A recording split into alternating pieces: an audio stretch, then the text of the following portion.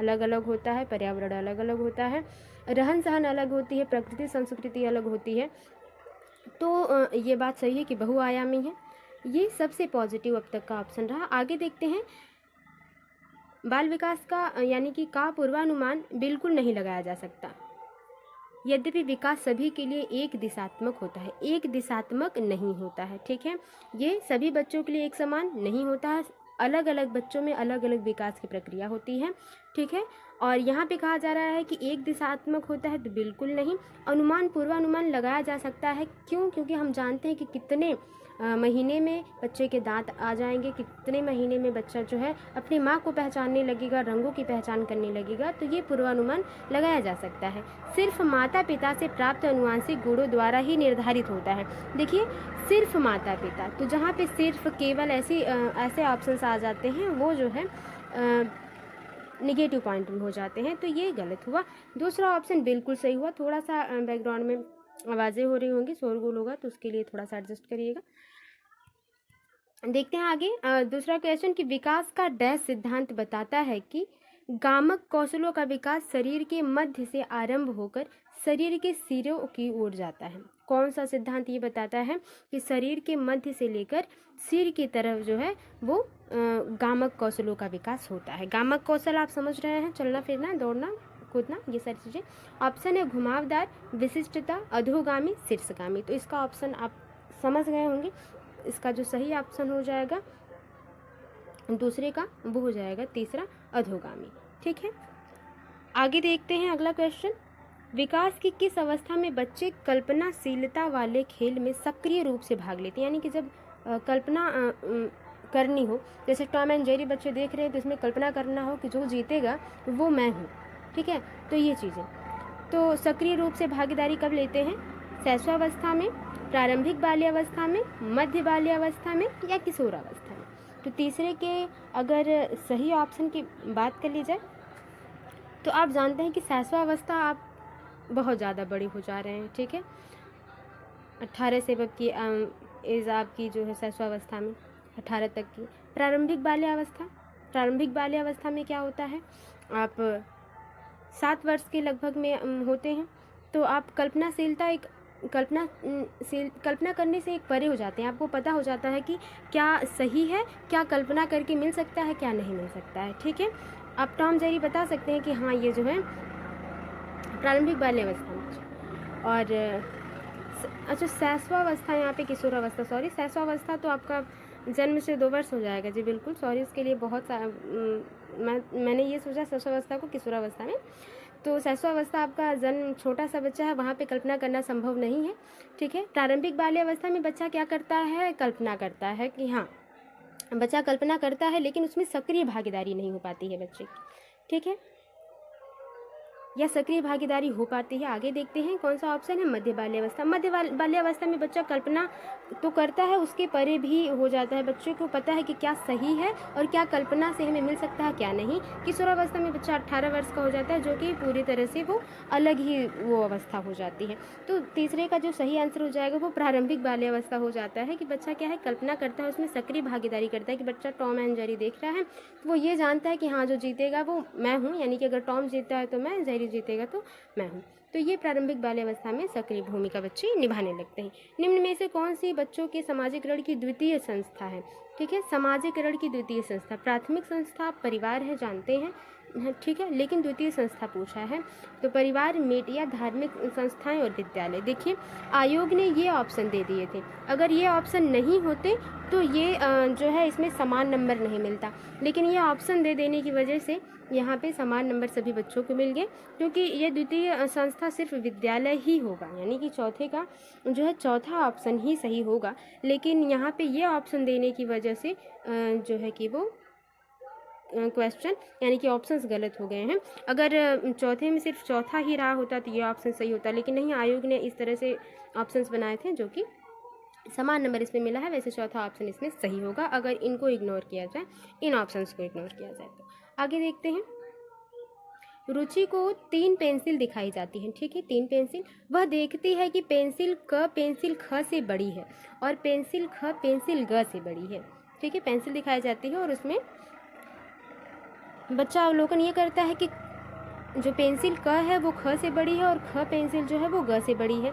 जब रुचि यह निष्कर्ष निकालती है कि क ग से बड़ी है, क क्या है, ग से बड़ी है, तो वह जीन पियाजे के किस संज्ञानात्मक विकास की विशेषता को दर्शाती है। देखिए बच्चा क्रम लगाना लग रहा है कि हाँ ये इतनी बड़ी है, ये इतनी बड़ी है, तो ये क्रम है, मतलब ये पहला है, ये दूसरा है, इससे छोटा तीसरा हो जाएगा, ये अगर इससे बड़ा हो जाता है तो पहला ये हो जाएगा, दूसरा ये हो जाएगा, तीसरा ये और चौथा ये। बच्चा क्या कर रहा है, बच्चा क्रम लगाने लग रहा है। ठीक है, ये बात हो गई।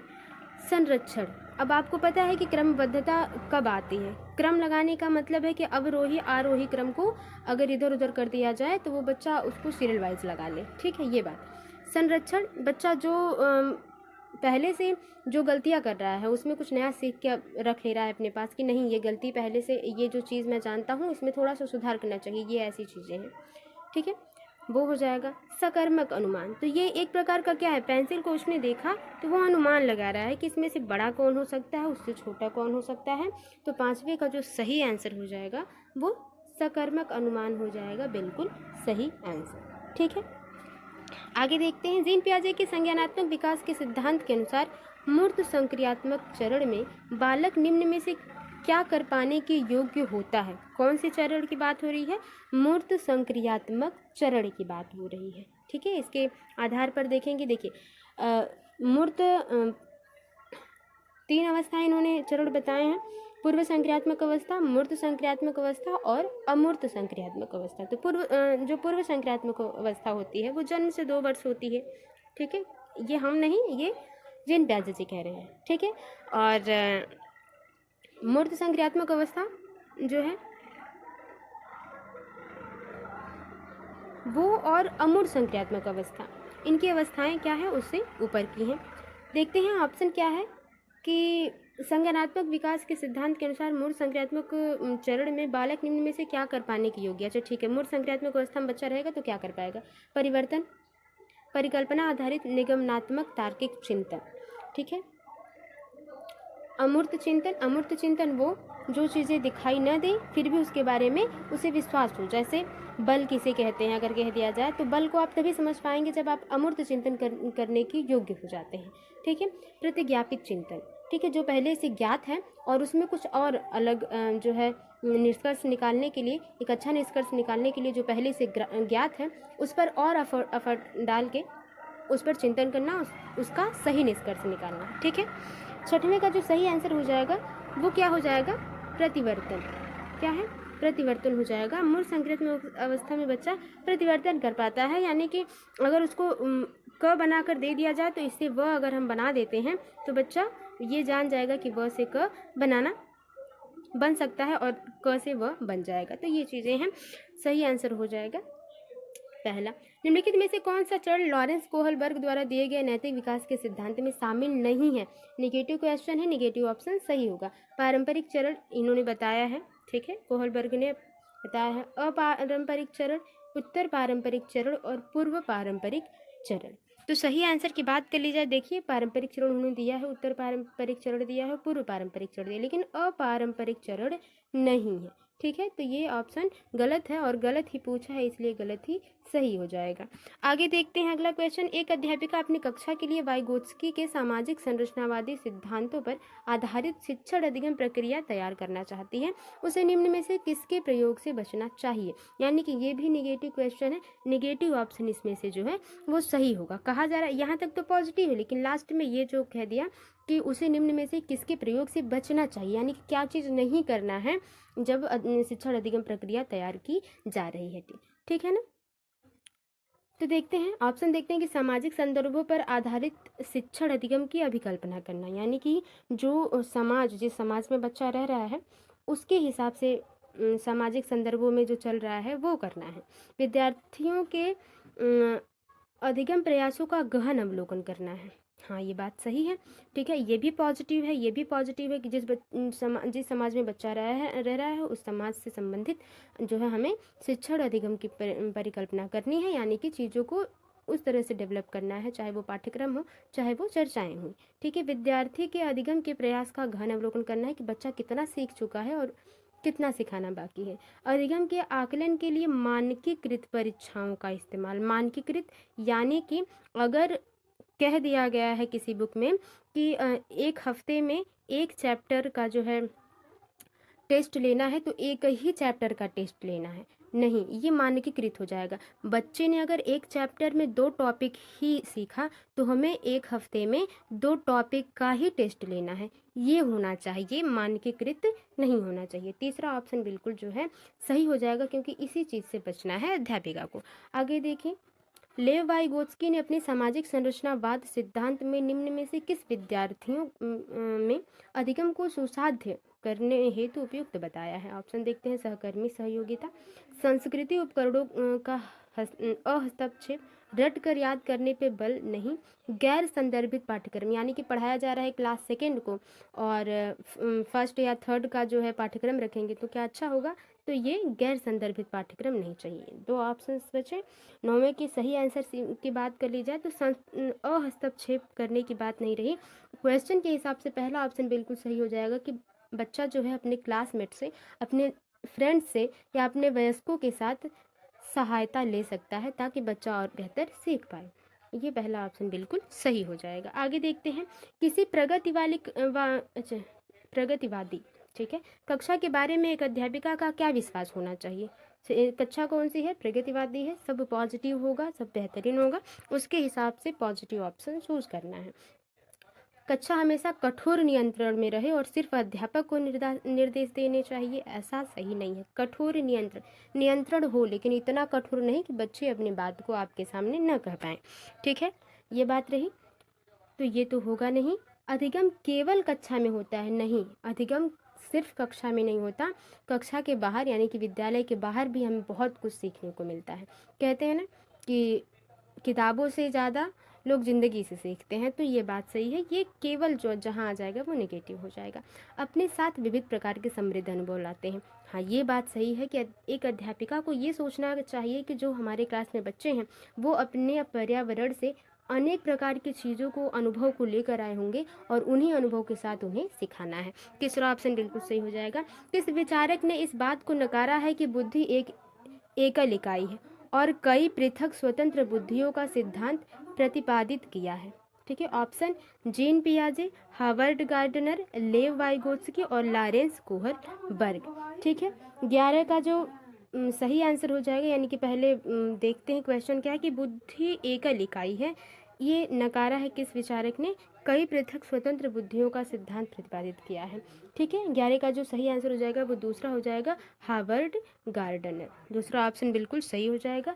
खिलौनों के रूप में गुड़िया मिलने पर रोहन की प्रतिक्रिया थी, मुझे यह खिलौना पसंद नहीं है क्योंकि लड़के गुड़िया से नहीं खेलते। यह किसका उदाहरण है। कहा जा रहा है कि खिलौने के रूप में गुड़िया मिलने पर रोहन की प्रतिक्रिया ये है कि वो गुड़िया से इसलिए नहीं खेलना चाहता क्योंकि वो जानता है पहले से कि गुड़िया से जो है लड़कियां खेलती हैं, लड़के नहीं खेलते। तो ये क्या है, जेंडर प्रासंगिकता, जेंडर भेदभाव, जेंडर रूढ़िवादिता, जेंडर स्थिरता। तो ये क्या है, जेंडर रूढ़िवादिता है, जेंडर बायस है, ठीक है, जिससे बच्चा जो है काम बांट रहा है कि ये इनके लिए चीज़ें हैं और ये हमारे लिए, ठीक है। तो ये जेंडर रूढ़िवादिता है। आगे देखते हैं अगला क्वेश्चन। एक शिक्षक 1 महीने की अवधि के अंतराल में विद्यार्थियों को निबंध लेखन के लिए कई ड्राफ्ट लिखने के लिए सहयोग देता है, ठीक है, यानी कि निबंध बच्चे लिखते हैं तो उसमें सहयोग देता है। यदि यह शिक्षक प्रत्येक विद्यार्थी के लिए ड्राफ्ट को ध्यान में रखता है, मतलब 20 बच्चे हैं तो 20 बच्चों को पूरी तरह से ध्यान में रखता है और उन सभी ड्राफ्ट पर काम करने की प्रक्रिया को भी मान्यता देता है, तो इस प्रकार के मूल्यांकन को क्या कहा जाएगा, योगात्मक, मानक संदर्भित, रचनात्मक या मानकीकृत। तो देखिए 13 का जो सही आंसर हो जाएगा ये रचनात्मक मूल्यांकन हो जाएगा। क्यों, क्योंकि यहाँ पे 20 बच्चे अगर हैं तो 20 बच्चों के जो निबंध लेखन की प्रक्रिया होगी वो देखे जाएंगे और सारे बच्चे तो समान लिखेंगे नहीं, जो उनमें त्रुटियाँ होंगी, जो उनमें नई चीज़ें होंगी वो सुधार करने का और उन्हें बताने का मौका मिलेगा टीचर को, तो ये रचनात्मक हो जाएगा। एक बहुभाषी कक्षा में शिक्षक को क्या करना चाहिए, वार्तालाप के लिए मातृभाषा के उपयोग को निरुत्साहित करना चाहिए। देखिए जहाँ पे मातृभाषा को वरीयता न दी जाए, वो ऑप्शन गलत होगा। ज़्यादातर विद्यार्थियों द्वारा बोली जा रही प्रमुख भाषा को स्वीकार करना चाहिए, यानी कि 20 बच्चे हैं और उसमें से अगर 15 बच्चे हिंदी बोल रहे हैं तो हमें हिंदी ही पढ़ाना चाहिए, 5 बच्चे कहाँ जाएंगे, ऐसी बात नहीं है। जो बच्चा जिस भाषा को बोलता हो उसी भाषा में उसको पढ़ाना है। भाषाओं की विविधता के बारे में जागरूकता लानी चाहिए, बिल्कुल सही। और विद्यार्थियों को पसंद के अनुसार भाषा के इस्तेमाल की अनुमति देनी चाहिए, यानी कि 20 बच्चे हैं, अगर 20 भाषा बोलते हैं तो 20 भाषा में ही उनको पढ़ानी है, ठीक है, चाहे वो क्षेत्रीय भाषा हो, कोई भी भाषा हो। तीसरा ऑप्शन बिल्कुल पॉजिटिव है और ये सही हो जाएगा। आगे देखते हैं, राष्ट्रीय शिक्षा नीति 2020 के अनुसार शिक्षा को कैसा रहना चाहिए, ठीक है। केवल पूर्व निर्धारित नहीं, समस्या समाधान पर केंद्रित, ठीक है, ये सही है। अधिगमकर्ताओं में समालोचनात्मक चिंतन का विकास करना चाहिए। अन्वेषण निर्धारित और खोज आधारित होना चाहिए। देखिए, हिंदी के हिसाब से जो इस क्वेश्चन का जो ऑप्शंस बनाया गया था वो नहीं सही था आयोग के हिसाब से, और इस पर भी समान अंक मिले हैं सभी बच्चों को, सभी विद्यार्थियों को। तो इस पर जो है चर्चा करना व्यर्थ है। या हम जान सकते हैं कि ये अगर इंग्लिश में इसका सही रहा होगा, यानी इंग्लिश और हिंदी बाइलिंगुअल दिया जाता है, तो अगर इंग्लिश में ये सेंटेंस सही रहे होंगे तो इंग्लिश में शायद इसका ए हो जाएगा, जो कि मैंने यहाँ पे इंग्लिश टाइपिंग नहीं की है इंग्लिश से। तो आप प्रीवियस ईयर अगर खुद से प्रैक्टिस सेट में हल करते हैं तो उसे देखिएगा और समझिएगा।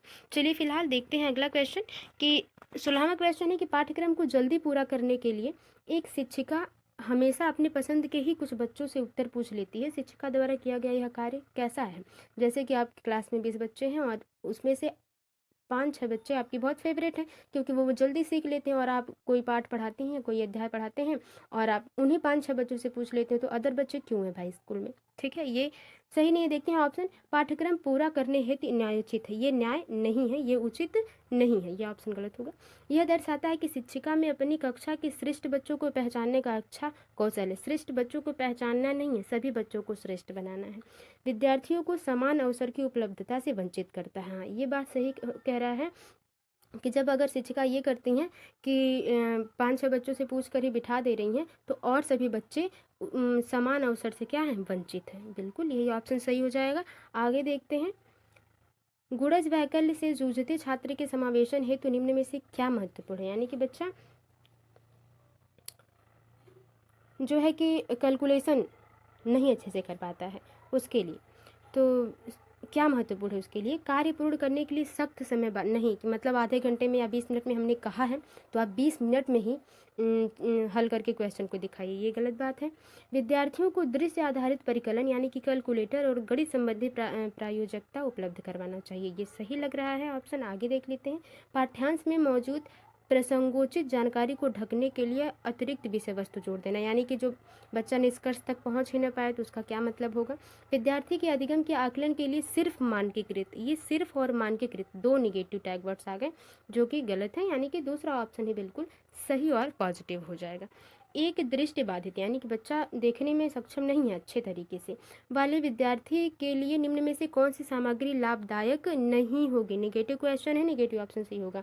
स्पर्शिक ग्लोब यानी कि छूकर जो ग्लोब को बच्चा जान सके, वो तो सही हो जाएगा, ठीक है, तो ये पॉजिटिव है, ये आंसर नहीं होगा आपका।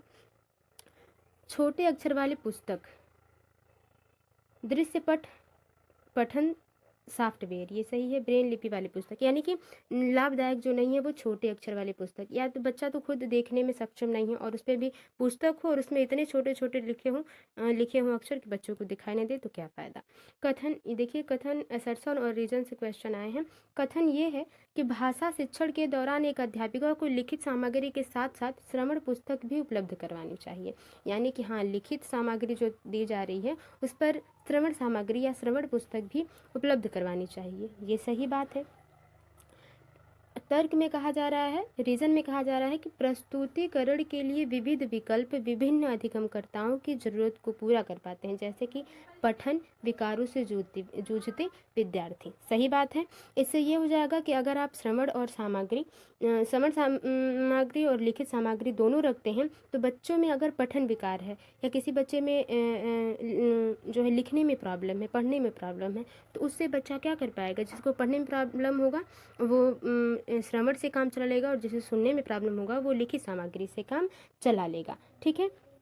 तो ये ए भी सही है और आर भी सही है, तो ए और आर दोनों सही हैं और आर ए की सही व्याख्या करता है। पहला ऑप्शन ही बिल्कुल सही हो जाएगा। आगे देखते हैं, एक सृजनात्मक बालक में निम्न में से कौन से गुण मौजूद होंगे?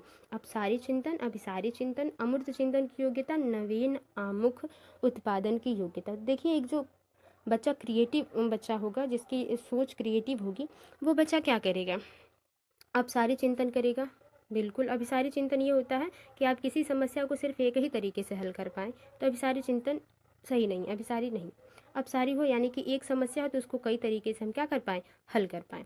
ठीक है, तो ये रहेगा बच्चे में। ठीक है, अमूर्त चिंतन की योग्यता, जो चीज़ें नहीं दिखाई दे रही हैं या जो चीज़ें संभव हो सकती हैं उसका कल्पना कर पाना, हाँ बिल्कुल। और नवीन आमुख उत्पादन की योग्यता, जो नई चीज़ें नई जानकारी है उसको अपने काम में जोड़ पाना, बिल्कुल। तीसरा ऑप्शन बिल्कुल सही हो जाएगा, पहला, तीसरा और चौथा। आगे देखते हैं, असर्सन क्या है? फिर से कथन और रीजन वाला है कि असर्सन और रीजन वाला है कि कक्षा में मूल्यांकन के लिए शिक्षकों को विविध विधियों का प्रयोग करना चाहिए। ठीक, विधियों, यहाँ वीडियो नहीं विधियों होगा। ठीक है, विधियों का प्रयोग करना चाहिए। हाँ, जब मूल्यांकन आप करें तो अलग अलग प्रकार से करें, क्योंकि सभी बच्चे एक जैसे नहीं लिखे होंगे। ठीक है ना। कारण कहा जा रहा है कि एक कक्षा में बच्चों की सफलता और असफलता को केवल पेपर पेंसिल परीक्षा के द्वारा सही और पूर्ण रूप से नहीं निर्धारित किया जा सकता। बिल्कुल, बच्चा अगर सफल है या असफल है, ये केवल, यहाँ पे देखिए केवल तो दिया गया है लेकिन ये निगेटिव नहीं है, यहाँ पे नहीं भी तो दिया गया है। तो हमें अधिकतर टैग वर्ड से तो काम चलाने हैं, ठीक है, लेकिन क्वेश्चंस को बहुत डीपली पढ़ना है कि पहले कहा क्या जा रहा है क्वेश्चन में। तो क्वेश्चन में कहा जा रहा है कि बच्चे की सफलता और असफलता केवल पेपर पेंसिल परीक्षा के रूप में निर्धारित नहीं करनी चाहिए। यानी कि अब बच्चे ने जो लिख दिया आप उसी के आधार पर उसको फेल या पास कर दें या उसका ग्रेड चेंज कर दें। तो इस तरह से नहीं, बच्चों को मौखिक रूप से भी पूछना चाहिए ताकि मूल्यांकन अच्छे तरीके से हो पाए। ठीक है, ये कहा जा रहा है। तो पहला यानी कि ए भी सही है और आर भी सही है, तो ए और आर दोनों सही है और आर ए की सही व्याख्या करता है, ये बिल्कुल सही हो जाएगा। आई होप आप समझ पा रहे होंगे जो मैं समझाने की कोशिश की हूँ। किसी संप्रत्यय यानी कॉन्सेप्ट को पढ़ने के लिए एक अध्यापिका विभिन्न उदाहरण प्रस्तुत करती है। ठीक है, किसी कॉन्सेप्ट को समझाया जा रहा है तो उसको कई उदाहरण देके समझाया जा रहा है तो अच्छी बात है। और उसके बाद विद्यार्थियों को उन उदाहरणों द्वारा एकत्रित जानकारी के आधार पर नियम निर्धारित करने को कहते हैं। ठीक है, जो भी बच्चे के पास जानकारी है या उदाहरण मिले हैं उनको क्या करना है, उसके हिसाब से बच्चे को नई जानकारी, नए नियम निर्धारित करना है। इस क्रिया में अध्यापिका किस अधिगम का इस्तेमाल कर रही है? निगमनात्मक, आज्ञानात्मक, अनुकरणात्मक। अनुकरणात्मक तो वो हो जाएगा जब बच्चा देख कर आपका काम करे, कोई देख रहा है काम फिर उसको कर रहा है। प्रतिस्पर्धात्मक यानी कि कंपटीशन की बात तो नहीं, कंपटीशन यहाँ पे सही नहीं होगा। इस हिसाब से, इस क्वेश्चन के हिसाब से जो सही आंसर हो जाएगा 22 का, वैसे ये 22 वाला है, ठीक है ना। 21 का भी हम लोगों ने पढ़ा, ये 22, ये 23 है, ठीक है। तो 22 का जो सही आंसर हो जाएगा वो हो जाएगा दूसरा। ठीक है, इसको इंग्लिश में इंडक्टिव मेथड कहते हैं। ठीक है, कौन सा मेथड? Inductive method. जब हम इंग्लिश पैडागोजी पढ़ेंगे तो वहाँ पे अच्छे से समझेंगे। कक्षा नियमन में विद्यार्थी की सहकारिता हेतु एक अध्यापिका को या अध्यापक को क्या करना चाहिए? बच्चे की हेल्प करने के लिए स्वयं ही कठोर और अटल नियम का निर्धारण नहीं। विद्यार्थियों के दुर्व्यवहार के बारे में अभिभावक से बार बार शिकायत करनी चाहिए, नहीं, आप बार बार न शिकायत करें बल्कि ये सोचें कि किस प्रकार से उसको सुधारा जा सकता है। मापदंडों का पालन न करने पर विद्यार्थियों का अपमान नहीं। मापदंड और नियमों पर स्थापित करते समय विद्यार्थियों की सहभागिता, यानी कि जो भी नियम बनाए जा रहे हैं ऐसे नियम बनाए जाए कि बच्चों को देखकर बनाया जाए ताकि बच्चा उन नियमों का पालन करे, और बच्चे के हिसाब से अगर नियम होगा तो बच्चा आराम से पालन करेगा। बिल्कुल सही है, चौथा ऑप्शन बिल्कुल सही हो जाएगा। अगला देखते हैं, वह विकल्प चुनिए जो उन संदर्भों का सही चुनाव करता है जिनमें बच्चों के लिए अधिगम हो पाता है। बच्चा खेल कूद में अधिगम कर लेता है, सही है, ठीक है। घर में भी बच्चा अधिगम से, घर में सबसे, परिवार में सबसे पहले बच्चा भाषा वहीं से सीखता है, तो सीखने का सबसे बड़ा जो है जरिया शुरू होता है वो घर से, और कक्षा में तो बच्चे सीखते हैं, यानी तीनों सही है, तीसरा ऑप्शन बिल्कुल सही हो जाएगा। आगे देखते हैं, निम्नलिखित में से कौन सी तकनीक छात्रों में समस्या समाधान कौशल के विकास हेतु प्रभावशाली नहीं है? निगेटिव क्वेश्चन है, निगेटिव ऑप्शन सही होगा। मुद्दों पर चर्चा को सुसाध्य करना और छात्रों को चर्चा में भाग लेने के लिए प्रोत्साहित करना, ये बात सही है, निगेटिव नहीं है। पॉजिटिव है तो पॉजिटिव नहीं सही करना है, निगेटिव सही करना है। समस्या को हल करने के लिए छात्रों को विचार मंथन एवं विचार उत्पन्न करने के लिए प्रोत्साहित करना, हाँ, ताकि बच्चा खुद से सोच सके, ठीक है। समस्या का समाधान खोजने के लिए छात्रों को विविध प्रकार की शिक्षण सामग्री प्रदान करना ताकि बच्चा आराम से निष्कर्ष तक पहुंच सके। हर समस्या के लिए एक ही जैसी पूर्व निर्धारित चरण दर चरण प्रक्रिया के इस्तेमाल पर बल देना। ठीक है, बल देना यानी कि समस्या कोई दूसरी हो, समस्या मैथ में हो और आप केमिस्ट्री का हल देंगे तो बच्चा क्या कर पाएगा। ठीक है, तो ये ऑप्शन निगेटिव है जो कि सही हो जाएगा। Negative question, negative option. आगे है, निम्न में से कौन सा एक संरचनावादी कक्षा का अभिलक्षण है। संरचनावादी क्रिएटिविटी होगी इस क्लास में। तो अधिगम प्रक्रिया में अधिगमकर्ता निष्क्रिय होते हैं? नहीं, निष्क्रिय नहीं होते हैं। पाठ्य पुस्तक को यंत्रवत याद नहीं, जैसा लिखा है उसी तरह याद नहीं करना है। ठीक। कक्षा में बच्चों को प्रश्न पूछने के लिए प्रोत्साहित नहीं किया जाना चाहिए, नहीं, प्रोत्साहित किया जाना चाहिए। कक्षा कक्ष में बच्चों के पिछले अनुभव का उपयोग नए ज्ञान की रचना के लिए किया जाना चाहिए। बिल्कुल, जो बच्चे का अनुभव है उसी पर नई चीज़ों को सिखाया जाए। निम्न में से कौन सी विचारधारा बच्चों के अधिगम में अवरोध है। त्रुटियां अधिगम की प्रक्रिया का ही एक हिस्सा है। ये बात सही है कि जो त्रुटि और प्रयास का नियम दिए हैं थॉर्नडाइक साहब, वो सही दिए हैं कि जब आप त्रुटियां करेंगे नहीं तो आप नई चीज़ सीखेंगे कैसे। ठीक है, तो अधिगम में अवरोध है। अधिगमकर्ताओं के लिए त्रुटियां करना एक लज्जाजनक कार्य है। यही निगेटिव है और निगेटिव पूछा गया है, दूसरा ऑप्शन सही हो जाएगा। ठीक है, आगे देखते हैं। निम्नलिखित में से कौन सा बाह्य अभिप्रेरणा का एक उदाहरण है। यानी कि अभिप्रेरणा, मोटिवेशन मिल रहा है, बाहर से मोटिवेशन मिल रहा है। ऑप्शंस देखते हैं। अपने अधिगम को दृढ़ करने के लिए शोध करते समय अमन विभिन्न स्रोतों की सहायता लेता है। ठीक है, यानी कि जो बच्चा शोध कर रहा है उस अधिगम को अस्थायी करने के लिए, ताकि वो भूले ना, उस वो जो है उसको पूर्ण करने के लिए, पूरा करने के लिए जो है बाहर से जो है स्रोत ले रहा है। तो ये बाह्य अभिप्रेरणा कैसे हुई, क्योंकि आप जानते हैं ये बाह्य अभिप्रेरणा नहीं होगी, वो दृढ़ निश्चय अपने अंदर कर रहा है बच्चा, तो ये बाह्य अभिप्रेरणा नहीं होगी। नगद इनाम पाने हेतु रयान, देखिए नगद इनाम यानी पैसे या चॉकलेट कुछ भी मिल रहा है, रयान को एक परियोजना के लिए विभिन्न स्रोतों से खोज करता है। तो ये तो सही है कि यहाँ पे बाह्य अभिप्रेरणा के लिए। ठीक है, बाह्य, दूसरा ऑप्शन ही सही हो जाएगा। यहाँ पे वरना सितारा अपने स्वयं संतोषण के लिए, खुद को संतोष करने के लिए काम कर रही है, अपने व्यक्तिगत अभिरुचि के लिए, मतलब उसकी रुचि है कि वो क्रियाकलाप करके अभ्यास करे, तो ये सही है। लेकिन नगद इनाम जो मिलेगा वो बाह्य अभिप्रेरणा हो जाएगा, बाहर से उसको मोटिवेशन मिल रहा है कि उसको इनाम मिल रहा है, तब वो काम कर रहा है बच्चा। कोविड-19 महामारी के दौरान तनाव ने विद्यार्थियों के प्रदर्शन को नकारात्मक रूप से प्रभावित किया है। यह निम्नलिखित में से किस प्रकार के संबंध को स्पष्ट करता है। प्रतियोगिता और संज्ञान, संज्ञान और संवेग, आनुवंशिकता और निष्पादन, आनुवंशिकता और वातावरण। तो 29 के सही आंसर की बात कर ली जाए तो ये संज्ञान और संवेग, संवेग बहुत ज़्यादा है। संवेग आप जानते हैं कि मैकडूगल साहब ने अच्छे से संवेगों को समझाया हुआ है, और इन पे जब चर्चाएं होंगी तो बेहतरीन तरीके से चर्चाएं होंगी। फिलहाल दूसरा ऑप्शन बिल्कुल सही हो जाएगा। जैसे गुस्सा आना, डर, तो उस टाइम में कोविड-19 में अधिकतर लोगों को डर बहुत ज़्यादा हो गया था, तो इस संवेग से भी नकारात्मक जो है स्थितियाँ हुई थी। अधिगम अधिक सार्थक और प्रभावशाली होता है अगर वह मुख्यतः हो शिक्षक केंद्रित। नहीं, अधिगम शिक्षक को नहीं, अधिगमकर्ता को करना है। ठीक है, अधिगम यानी कि सीखना किसको है, विद्यार्थियों को, शिक्षक नहीं।